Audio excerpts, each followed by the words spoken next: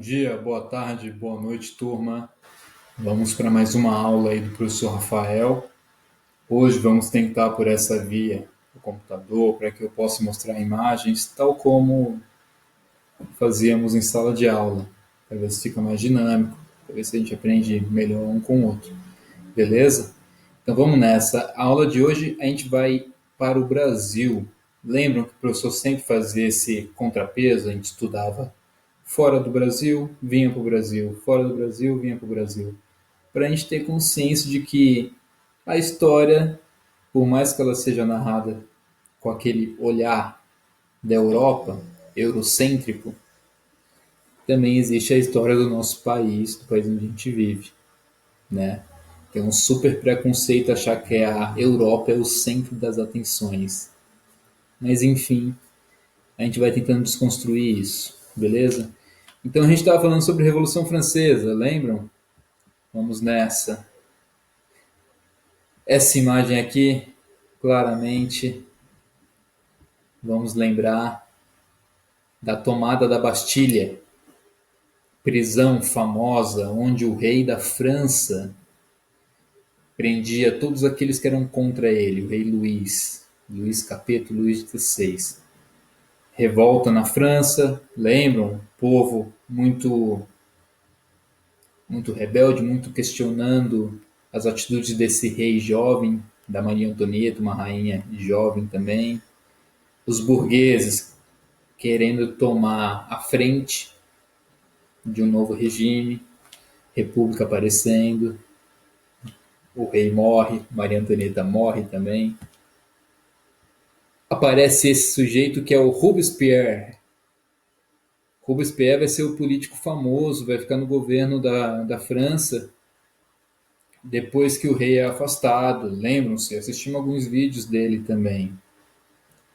Robespierre é aquele que implanta o terror. O que é o terror? O terror, vocês se recordam também que é a invenção lá na França desse aparelho, desse belo aparelho que se chama guilhotina, certo? Então a guilhotina é criada a mando do Robespierre, que vai ser um político que vai governar a França nesse período onde que o rei e a rainha estão isolados, estão sendo julgados por crimes contra os cidadãos franceses. E Robespierre implanta o terror. Todo mundo que é contra a revolução na França, todo mundo que é contra a criação de uma república, ou seja, o fim de uma monarquia, um regime, fim do regime de reis e agora o regime de presidentes, digamos assim. Ia para a guilhotina. Esse aparelho aí que, pelo pensar de Robespierre, era um aparelho de tortura mais humanista. Como assim? Ele era um aparelho bonzinho, porque não fazia as pessoas sofrerem. Você era punido de uma vez, não havia sofrimento, não havia a pessoa agonizar em praça pública. Tá? A lâmina descia, morria de uma vez só, bal. Certo? Depois, na aula passada, a gente viu que o Robespierre também veio a morrer, né? Caiu na própria cilada, morreu por via da guilhotina. A gente parou aí na Revolução Francesa. A Revolução Francesa continuou depois da morte de Robespierre. E na semana que vem a gente vai voltar para a Revolução Francesa. É importante a gente saber o que estava acontecendo lá no Brasil, tá bom? O que estava acontecendo no Brasil enquanto estava acontecendo essa coisa muito grande que foi a Revolução Francesa, tá? Por volta de 1780. O que estava acontecendo no Brasil? Bandeira do Brasil Império, tá bom? O Brasil, quando ainda não era república, carregava essa bandeira, beleza? Ali no meio, percebemos bem, emblema de Portugal. Então, o que estava acontecendo no Brasil? Vamos nessa. Pessoal, em Minas Gerais, um estado perto de São Paulo, melhor ainda falando de Vila Rica, tá? Vila Rica, uma vila muito rica. Depois ela veio a ser chamada de Ouro Preto, tá bom? Um município de Minas Gerais. Um município muito lindo. Quem puder visitar, visite, porque ainda as coisas ainda lá são preservadas. Dessa maneira aí que a gente está vendo na imagem, as coisas antigas, muito bem preservadas.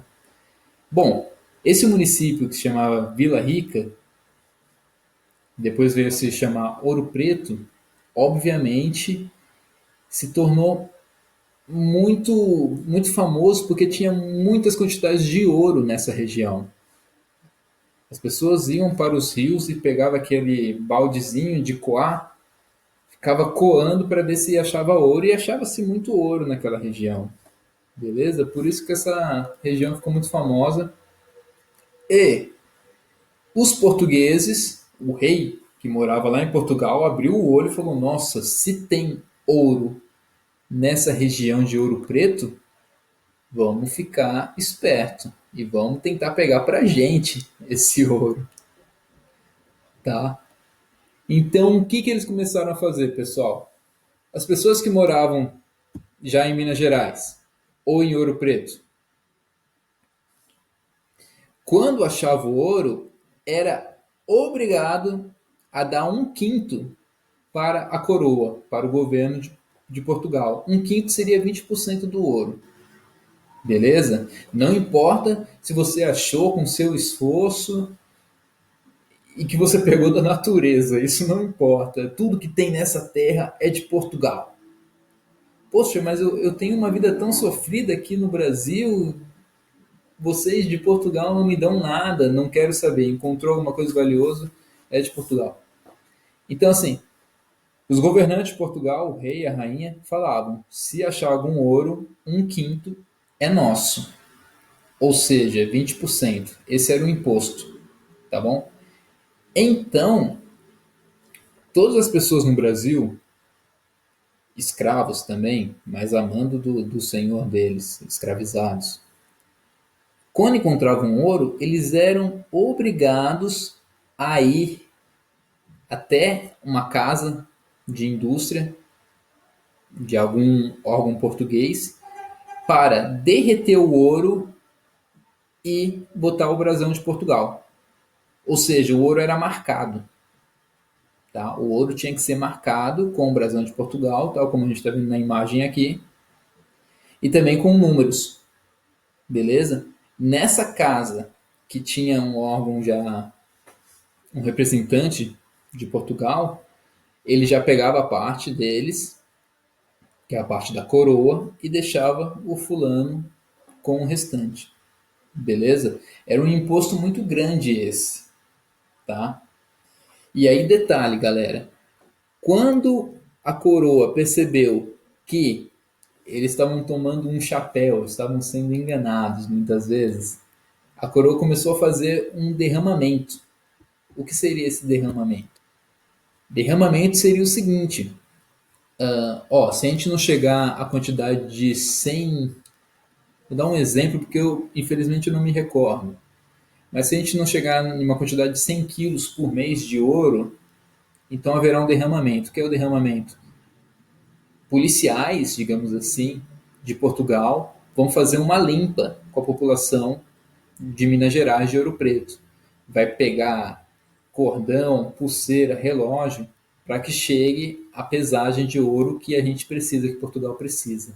Era o derramamento.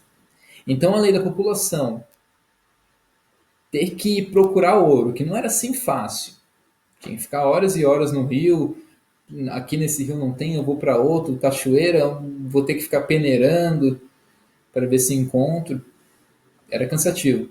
Além de ter que pagar imposto, 20% do ouro para os portugueses, ainda tinha essa, que se Portugal não alcançasse a pesagem que ela achava correta, aí haveria o derramamento, que seria órgão executivo de policiais iam nas casas fazer a limpa na população. É nesse contexto, rapaziada, que surge José, na verdade Joaquim José da Silva Xavier, que é mais conhecido como Tiradentes, tá bom? Então, assim, pessoal, o Joaquim, que é o Tiradentes, ele se tornou dentista realmente porque ele aprendeu com o tio dele essa profissão. Mas não era uma profissão que ele seguia, ele só fazia isso. Não, ele aprendeu a ser dentista, mas ele fazia isso nas horas vagas, tá bom? Mas como que era raro alguém saber essa profissão, então ele ficou conhecido por esse apelido. Mas ele também entrou para as forças armadas da época de Portugal, tá bom? Ele fazia expedições para procurar novas minas de ouro, novos lugares para se coar o ouro. Ele fazia essas muitas expedições e ele estava há muito tempo em um cargo de subtenente e sempre fazia uma promessa para ele que ele iria receber o cargo de tenente. E ele sempre lá trabalhando firme, pegando os ladrões, supostos ladrões que não pagavam impostos para a coroa, e ele sempre fazendo o trabalho dele direitinho e nunca era recompensado. Então começou a bater uma revolta nele. Ele começou a frequentar alguns bares e nesses bares ele encontrou poetas, filósofos, alguns comerciantes que tinham conhecimento sobre as ideias iluministas que vieram lá da França. Lembra das ideias iluministas, que é o pensar fora da caixinha? Então, Tiradentes conseguiu também ter acesso a essas ideias, a esses questionamentos, e até mesmo questionamentos se não seria melhor ter uma república em Minas Gerais. Tá? Então, Tiradentes ele se junta com esses comerciantes, tá? Com esses professores, tinha até padre, e pretendem fazer um plano para que Minas Gerais se torne independente. Tá? Daí o nome de Inconfidência Mineira. Tá? É o segredo de Minas. Então, assim, pessoal, esse grupo, que são os inconfidentes, aqueles que guardam segredos, inventaram, criaram até uma bandeira, que é a bandeira que se usa até hoje em Minas Gerais, mas que na época foi desprezada, é claro, que essa bandeira é um triângulo vermelho, escrito em latim, uma língua que já não se usa mais, porém com um valor grande. Está escrito Libertas quaesere temem, que é liberdade mesmo que tardia, tá bom? Eles se referiam à liberdade com relação ao Estado de Minas Gerais com a coroa. Eles queriam ser independentes, eles queriam que Minas Gerais fosse um país, tá bom? Eles queriam que Minas Gerais fosse um país. Eles não ligavam muito para o que estava acontecendo em São Paulo, Rio de Janeiro, Espírito Santo. Eles achavam injusto a coroa portuguesa, o rei de Portugal, cobrar tantos impostos e não cuidar como deveria cuidar de Minas Gerais, beleza? Então eles queriam fazer um movimento para que Minas Gerais se tornasse uma república e um país, tal como a França, tá? Só que a França, enfim, sabemos bem. Tiradentes, jovem, quando era militar, também fazia os seus biquinhos como como dentista, tá bom? Mas lembrar que o Joaquim José da Silva Xavier Tiradentes, ele foi um militar, beleza? Que não conseguiu subir a tenente, ficou nesse subtenente e daí surgiu a revolta dele, quando mais encontrou o conhecimento dos iluministas, tá? O que acontece, pessoal, é que houve X9 nesse movimento dos Inconfidentes, tá bom? Toda essa galera era mais ou menos 30 pessoas, entre padres, comerciantes, pessoas ligadas à ala militar, igual o Tiradentes.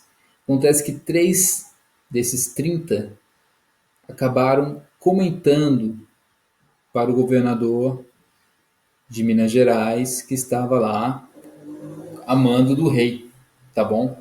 Então todo mundo foi preso, certo? Todo mundo foi preso, padre, militar, todo mundo que era um inconfidente mineiro que estava querendo fazer uma república, foi preso, nem conseguiram fazer um movimento igual na França. Foram logo presos. A população não estava junto com os inconfidentes, porque a população ignorante, né, não tinha conhecimento das teorias iluministas, não sabia ler muitas vezes, ou seja, a população não estava junto com eles. Talvez não tenha tido tempo de preparar a população para que eles estivessem juntos, tá? Então o movimento acabou sendo perseguido e preso por conta de 3x9 dedo duro. Essa é uma imagem que fizeram do Tiradentes. A gente que é, nós historiadores, acreditamos por via da ciência que tentaram criar um herói para o Brasil. O Brasil é um país muito carente de heróis, tá? Então tentaram criar heróis e, como somos um país muito católico, então tentaram criar um Tiradentes no modelo meio Jesus Cristo, tá bom? Mas não temos nenhuma foto de Tiradentes a não ser aquela de quando ele era militar, tá bom? A não ser aquela de quando ele era militar. Mas tentaram recriar aí o Tiradentes como um herói brasileiro, tá? E na imagem católica, beleza? Temos que lembrar o seguinte: a Inconfidência Mineira não era um movimento para melhorar o Brasil, era um movimento contra a exploração de Portugal, contra os impostos, contra a má governança de Portugal com Minas Gerais, apenas com Minas Gerais. É uma revolta válida, mas a gente tem que saber bem que era Minas Gerais. Se desse certo, Minas Gerais se tornaria uma república, tá bom? E não o país inteiro. Bom, esses 30 inconfidentes eles foram presos então, tá?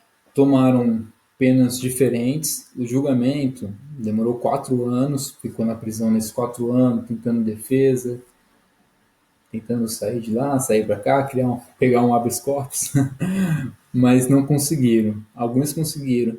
Desses 30, pessoal, 3 morreram na prisão, tá? 6 foram inocentados, 8 foram exilados, que não podem viver mais aqui, tá? Nem no Brasil. Provavelmente foram mandados para outra colônia de Portugal, digamos, lá para a África, por exemplo. Tá? E como o Tiradentes ele não deu o braço a torcer, ele foi o único que foi enforcado. Tá? Ele era convicto nas suas ideias, ele não deu o braço a torcer, não quis agradecer o rei de Portugal por alguma coisa, então ele não recebeu o perdão do rei. Então, 10 iam ser enforcados junto com ele. Como ele não pediu esse perdão para o rei, ele foi o único enforcado sozinho, tá? E esquartejado, que é cortar as partes do corpo. Temos essa imagem aqui, que vale ressaltar também, pessoal, que todas essas imagens foram feitas bem depois do acontecimento. Como a gente já viu em sala de aula, são imagens encomendadas. Eu falo para o pintor, faz uma pintura para mim, e o cara vai perguntar, e como você quer que eu faça?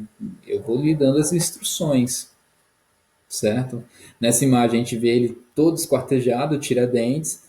Também vimos ali a crucifixo, Jesus Cristo, ou seja, um apelo muito forte para a comparação de Tiradentes com o catolicismo, tá bom? Mas não temos imagens do Tiradentes, a não ser aquela de quando ele era militar. E a tentativa de tornar ele um símbolo do Brasil, um herói do Brasil, é uma tentativa que a gente vai ver mais para frente, que é uma tentativa de quando os militares realmente conseguem fazer a república no Brasil. Eles fazem a república no Brasil e eles falam, caramba, e agora? A gente não tem um herói. É um país muito novo. Quando ficamos independente ainda com Portugal meio perto da gente. E aí eles tentam fazer essa figura de Tiradentes virar um herói. Mas essa é a história de Tiradentes. Outros estados também tiveram briga com Portugal, com a coroa portuguesa, seguindo as ideias iluministas.